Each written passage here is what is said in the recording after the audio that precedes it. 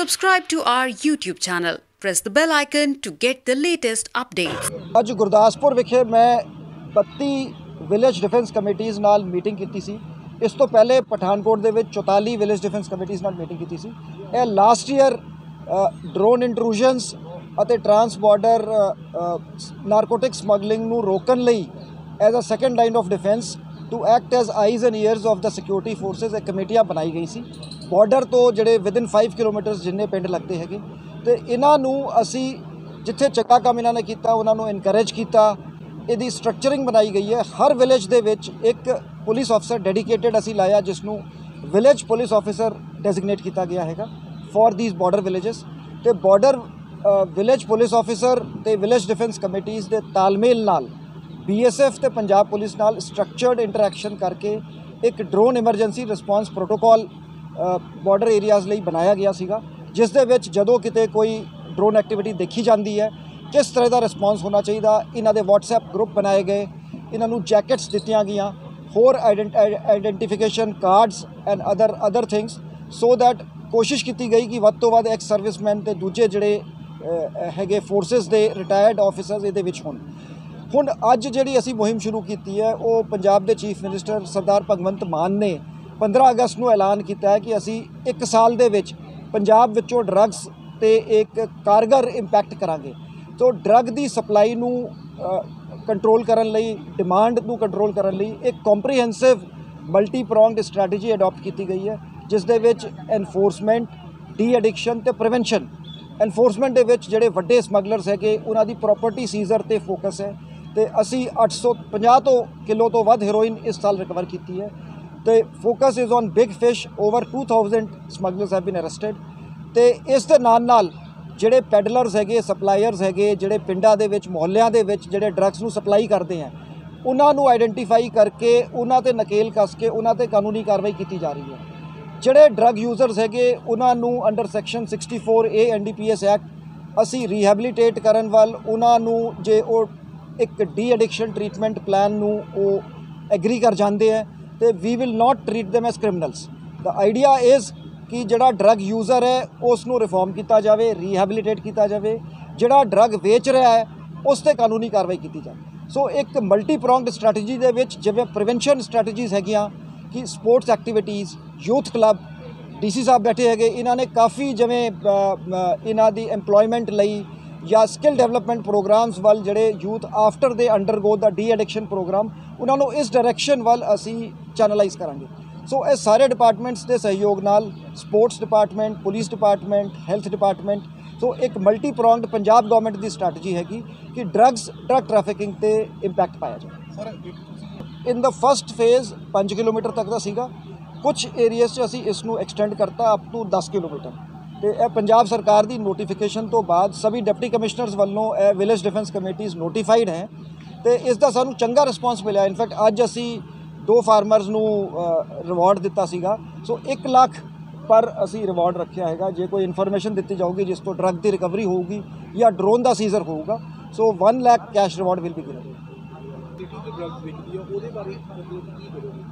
ਨਹੀਂ ਉਹ ਜਿਵੇਂ ਗੱਲ ਕਹੀ ਸੀ ਤੁਹਾਡਾ ਬੜਾ ਇੰਪੋਰਟੈਂਟ ਪੁਆਇੰਟ ਹੈ ਕਿ ਭਾਵੇਂ ਜਿੰਨੀ ਮਰਜ਼ੀ ਤੁਸੀਂ ਵੱਡੀ ਡਰੱਗਸ ਫੜ ਲਓ, ਕੰਸਾਈਨਮੈਂਟਸ ਫੜ ਲਓ, ਜਦੋਂ ਤੱਕ supply at the Mohalla level ਜਾਂ at the village level is not controlled ਉਦੋਂ ਤੱਕ ਆਮ ਲੋਕਾਂ ਨੂੰ ਇਸ ਦਾ ਇੰਪੈਕਟ ਨਹੀਂ ਪਤਾ ਲੱਗਦਾ। ਸੋ ਇਸ ਲਈ ਅਸੀਂ ਇੱਕ ਤੇ ਆਪਣੇ ਰਿਸੋਰਸਿਸ ਤੋਂ ਜਿਵੇਂ ਸਾਡੇ ਕੋਲ ਇੱਕ ਪਾਇਸ ਸੌਫਟਵੇਅਰ ਹੈ ਜਿਸ ਦੇ ਵਿੱਚ ਜਦੋਂ ਵੀ ਕੋਈ ਅਰੈਸਟਡ ਹੁੰਦਾ ਹੈ, ਪ੍ਰਿਜ਼ਨਰ ਜੇਲ੍ਹ ਜਾਂਦਾ ਹੈ, ਉਸ ਦੀ ਡੇਟਾਬੇਸ ਐਂਟਰੀ ਹੁੰਦੀ ਹੈ।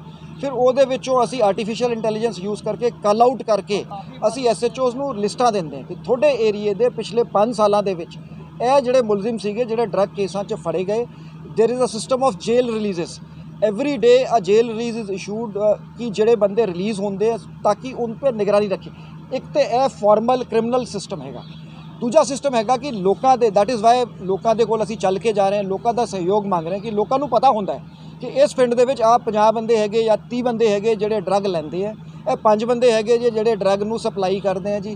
फला पीपल का दरख्त है ਉਹਦੇ ਥੱਲੇ शाम 3 बजे तो 5 बजे जाओ तो ड्रग मिलती है। So we would encourage such tips.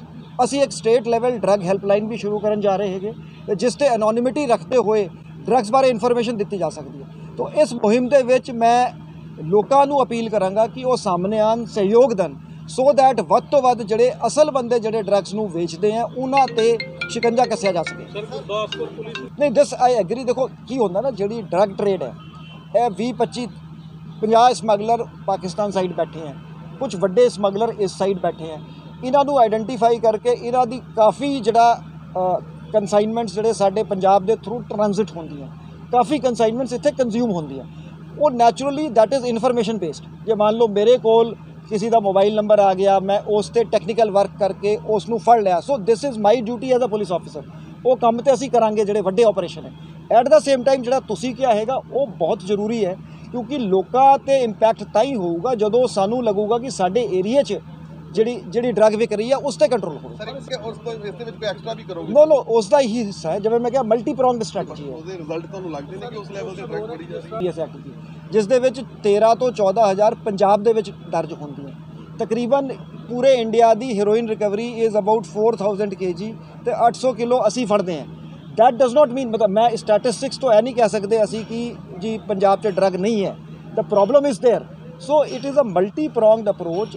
ਬਹੁਤ ਵੱਡੇ ਆਪਰੇਸ਼ਨ ਹੋਏ ਹੈ, ਵੱਡੀਆਂ ਰਿਕਵਰੀਆਂ ਹੋਈਆਂ ਹੈ ਤੇ ਕਟਿੰਗ ਐਜ ਲੈਵਲ ਤੇ ਸਾਨੂੰ ਹੋਰ ਕੰਮ ਕਰਨ ਦੀ ਲੋੜ ਹੈ, ਲੋਕਾਂ ਨੂੰ ਨਾਲ ਲੈ ਕੇ ਚੱਲਣ ਦੀ ਲੋੜ ਹੈ। ਦੇਖੋ ਇੱਕ ਤੇ ਹੁੰਦੀ ਹੈ ਸਪੈਸੀਫਿਕ ਇੰਟੈਲੀਜੈਂਸ ਬੇਸਡ ਰੇਟ ਕਿ ਸਾਡੇ ਕੋਲ ਇਤਲਾ ਆਈ ਆ, ਅਸੀਂ ਇੱਕ ਬੰਦਾ ਫੜਿਆ, ਉਹਦੀ ਅੱਗੇ ਚੇਨ 'ਚੋਂ ਦੂਜਾ ਫਿਗਰ ਹੋਇਆ, ਉਹਨੂੰ ਰੇਡ ਕਰ ਲਿਆ। ਤੁਸੀਂ ਜ਼ਿਕਰ ਕਰ ਰਹੇ ਹੋ ਸ਼ਾਇਦ ਜਿਹਨੂੰ ਆਪਾਂ ਕੈਸੋ ਕਹਿੰਦੇ, ਜਿਹਦਾ ਏਰੀਆ ਇੰਪੈਕਟ ਹੁੰਦਾ ਕਿ ਏਰੀਆ ਡੋਮੀਨੇਸ਼ਨ। ਅਸੀਂ ਵੈਸੇ ਵੀ ਨਾਕਾ ਲਾਉਂਦੇ ਆ, ਚੈਕਿੰਗ ਕਰਦੇ ਆ, ਘੇਰਾਬੰਦੀ ਕਰਦੇ ਆ। ਸੋ ਇਸ ਤਰ੍ਹਾਂ ਦੇ ਆਪਰੇਸ਼ਨ ਦਾ ਮੇਨ ਮਕਸਦ ਹੁੰਦਾ ਹੈ confidence building among the people कि पुलिस की प्रेजेंस होवे, पुलिस चेकिंग करे। So confidence building is the main purpose in these operations. Sir ADGP doctor Naresh ਵੀ ਆਏ ਸੀਗੇ ਉਸ ਟਾਈਮ ਤੇ ਇੱਕੋ ਦਿਨ ਦੇ ਵਿੱਚ 5 ਥਾਣਿਆਂ ਦੇ ਵਿੱਚ ਪਰਚਾ ਦਰਜ ਹੋਇਆ। नहीं जी ਵਿਖਾਵੇ ਲਈ ਨਹੀਂ ਸੀਗਾ, ਮੈਂ ਜਿਵੇਂ ਕਿਹਾ ਪਬਲਿਕ ਕੌਨਫੀਡੈਂਸ ਲਈ। ਜਦੋਂ ਅਸੀਂ ਕਾਫੀ ਨਫਰੀ, ਜਿਵੇਂ ਅਸੀਂ ਜੇਲ੍ਹਾਂ ਦੀ ਸਰਚ ਕਰਦੇ ਹਾਂ, ਮੰਨ ਲਓ 300 ਮੁਲਾਜ਼ਮ 500 ਮੁਲਾਜ਼ਮ ਘੇਰਾ ਪਾ ਲਿਆ, ਸੋ ਇਹਨੂੰ ਅਸੀਂ ਕੁਆਂਟੀਫਾਈ ਇੱਕ ਤੇ ਰਿਕਵਰੀ ਵੱਲੋਂ ਹੁੰਦਾ ਹੈ ਕਿ ਪਰਚੇ ਦਰਜ ਹੋ ਗਏ, ਰਿਕਵਰੀ ਹੋਈ। ਇੱਕ ਦੂਜਾ ਹੁੰਦਾ ਹੈ ਕਿ ਜਿਹੜਾ ਮਾੜਾ ਆਨਸਰ ਹੈ ਉਹ ਡਰ ਜਾਂਦਾ ਹੈ, ਉਹਦੇ ਲਈ ਡੈਟਰੈਂਸ ਹੁੰਦਾ ਹੈ। ਤੀਜਾ ਹੁੰਦਾ ਹੈ ਇੱਕ ਜਿਹੜਾ ਅਮਨ ਪਸੰਦ ਜਿਹੜਾ ਸ਼ਹਿਰੀ ਹੈ ਉਹਨੂੰ ਕੌਨਫੀਡੈਂਸ ਮਹਿਸੂਸ ਹੁੰਦਾ ਹੈ। ਸਰ ਜਦੋਂ ਵੀ ਕਰਦੀ ਹੈ, ਪਰ ਜਿਹੜਾ ਸਿੰਥੈਟਿਕ ਨਸ਼ਾ ਜਾਂ ਆਮ ਸ਼ਹਿਰਾਂ ਦੇ ਵਿੱਚ ਮੈਡੀਕਲ ਸਟੋਰ ਤੇ ਜਿਹੜਾ ਮਿਲਦਾ, ਉਹਨੂੰ ਨਸ਼ੇ ਨੂੰ ਰੋਕਣ ਦੇ ਲਈ ਪੁਲਿਸ ਤੋਂ ਇਲਾਵਾ ਹੋਰ ਕਿਹੜੇ ਡਿਪਾਰਟਮੈਂਟਸ ਨੇ ਜਾਂ ਕਿਸ ਤਰੀਕੇ ਦੇ ਨਾਲ ਅਸੀਂ ਸਾਰਿਆਂ, ਦੇਖੋ ਜੀ ਕਈ ਜਿਵੇਂ ਸਾਊਥ ਮਾਲਵੇ ਦੇ ਵਿੱਚ ਮਾਨਸਾ, ਬਠਿੰਡਾ, ਉੱਥੇ ਫਾਰਮਾਸਿਊਟੀਕਲ ਡਰੱਗਸ ਦੀ ਬਹੁਤ ਪ੍ਰੋਬਲਮ ਹੈ, ਕਿਤੇ ਚਰਸ ਦੀ ਪ੍ਰੋਬਲਮ ਹੈ ਕਿਤੇ। ਸੋ ਦੇਅਰਫੋਰ ਏਰੀਆ ਸਪੈਸੀਫਿਕ ਪਲਾਨਸ ਅਸੀਂ ਬਣਾਵਾਂਗੇ, ਜਿਸ ਜ਼ਿਲ੍ਹੇ ਦੀ, ਜਿਸ ਥਾਣੇ ਦੀ ਏਰੀਆ ਦੀ ਜਿਸ ਤਰ੍ਹਾਂ ਦੀ ਡਰੱਗ ਦੀ ਪ੍ਰੋਬਲਮ ਹੈ। ਜਿਵੇਂ ਇਹਦੇ ਵਿੱਚ ਡਰੱਗ ਇੰਸਪੈਕਟਰਸ ਹੈਗੇ, ਜਿਹੜਾ ਡਰੱਗ ਐਕਟ ਹੈਗਾ, ਜਿਹੜੇ ਕੈਮਿਸਟਾਂ ਦੀ ਚੈਕਿੰਗ ਕਰਨੀ ਹੈ, ਜਾਂ ਜਿਵੇਂ ਮੈਂ ਪਹਿਲੇ ਦੱਸਿਆ ਵੀ health department, sports department, education department, ਉਹ ਸਾਰਿਆਂ ਦੇ ਸਹਿਯੋਗ ਨਾਲ, ਲੋਕਾਂ ਦੇ ਸਹਿਯੋਗ ਨਾਲ ਹੀ ਇਸ 'ਤੇ ਨੱਥ ਪਾਈ ਜਾ ਸਕਦੀ ਹੈ। ਬਾਰਡਰ ਤੋਂ ਵੀ ਆ ਰਹੀ ਹੈ, ਸੀ ਰੂਟ ਤੋਂ ਵੀ ਆ ਰਹੀ ਹੈ, ਇੰਟਰਨੈਸ਼ਨਲ ਬਾਰਡਰ ਤੋਂ ਵੀ ਆ ਰਹੀ ਹੈ। In fact I would say that Punjab is fighting the nation's battle ਕਿ ਉਹ ਡਰੱਗਸ, ਕਿਉਂਕਿ ਅਸੀਂ ਟ੍ਰਾਂਜ਼ਿਟ 'ਚ ਬੈਠੇ ਹੈਗੇ ਅਤੇ ਕਾਫੀ ਡਰੱਗ ਸਾਡੇ ਏਰੀਏ 'ਚੋਂ ਟ੍ਰਾਂਜ਼ਿਟ ਹੋ ਕੇ ਜਾਂਦੀ। ਤਾਂ ਹੀ ਕਿਹਾ ਸੀਗਾ ਕਿ ਸਾਡਾ ਫੋਕਸ ਜ਼ਿਆਦਾ ਜਿਹੜੇ ਡਰੱਗ ਕੰਜ਼ਿਊਮਰਸ 'ਤੇ ਨਹੀਂ ਹੋਊਗਾ, ਸਾਡਾ ਫੋਕਸ ਹੋਊਗਾ ਸਪਲਾਇਰਸ 'ਤੇ, ਜਿਹੜੇ ਵੱਡੇ ਜਿਹੜੇ ਪੈਡਲਰ ਹੈਗੇ। ਕਿਉਂਕਿ ਡਰੱਗ ਯੂਜ਼ਰ ਜਿਹੜਾ ਹੈਗਾ ਉਹ ਸਾਡਾ ਪਰਪਸ ਹੋਊਗਾ ਉਹਨਾਂ ਨੂੰ ਰਿਫਾਰਮ ਕਰੋ, ਨਾ ਕਿ ਉਹਨਾਂ ਨੂੰ ਜੇਲ੍ਹਾਂ 'ਚ ਸਿੱਟੋ। ਹਾਂਜੀ ਭਾਈ ਸਾਹਿਬ। ਕੁਝ ਲੋਕ ਹੁੰਦੇ ਨੇ ਜਿਹੜੇ ਪੁਲਿਸ ਨੂੰ ਇਨਫੋਰਮੇਸ਼ਨ ਦਿੰਦੇ ਨੇ, ਬਟ ਉਹ ਜੇ ਘਰ ਬਾਅਦ ਉਹ ਜਿਹੜੇ ਡਰੱਗ ਵੇਚਦੇ ਸੀ ਉਹਨਾਂ ਨੇ ਜਾ ਕੇ ਮਦਦ ਕਰੀ। ਨਹੀਂ, ਤੁਹਾਡੀ ਗੱਲ ਠੀਕ ਹੈ ਜੀ। ਇਸ ਲਈ ਜਿਵੇਂ ਅਸੀਂ ਇੱਕ ਤੇ ਆ ਕਰ ਰਹੇ ਕਿ ਐਨੋਨੀਮਸ ਰੱਖਾਂਗੇ, ਜਿਹੜੀ ਡਰੱਗ ਹੈਲਪਲਾਈਨ 'ਤੇ ਜਾਂ ਅਦਰਵਾਈਜ਼ ਜਿਹੜੀ ਡਰੱਗ ਬਾਰੇ ਇਨਫੋਰਮੇਸ਼ਨ ਦਿੱਤੀ ਜਾਊਗੀ, ਅਸੀਂ ਆਈਡੈਂਟੀਟੀ ਡਿਸਕਲੋਜ਼ ਨਹੀਂ ਕਰਾਂਗੇ। ਹਾਂਜੀ ਹੈ, ਦੇਖੋ ਹਾਲੇ ਕੰਸਟ੍ਰੇਂਟਸ ਹੈਗੇ ਕੈਪੈਸਿਟੀ ਦੀ। ਜੇ ਤੁਸੀਂ ਕਹੋ ਕਿ ਜਿੰਨੇ ਸਾਡੇ ਕੋਲ ਜਿਹੜੇ ਟ੍ਰੀਟਮੈਂਟ ਸੈਂਟਰ ਨੇ ਜੇ ਸਾਰਿਆਂ ਤੁਸੀਂ ਐਡ ਕਰ ਲਓ, ਸ਼ਾਇਦ ਡਰੱਗ ਯੂਜ਼ਰਸ ਦਾ ਨੰਬਰ ਉਸ ਤੋਂ ਲਾਰਜ ਹੈ। ਸੋ ਦੇਅਰਫੋਰ ਇਹ ਹੌਲੇ ਸਾਰੇ ਡਿਪਾਰਟਮੈਂਟਸ ਨੂੰ ਨਾਲ ਲੈ ਕੇ ਕਰਾਂਗੇ। ਸਰ ਵੀ ਜਿਹੜੇ ਡਰੱਗ ਲੈਵਮੈਂਟ ਕਰਾਵਾਂਗੇ, they are fighting. Thank you ਜੀ।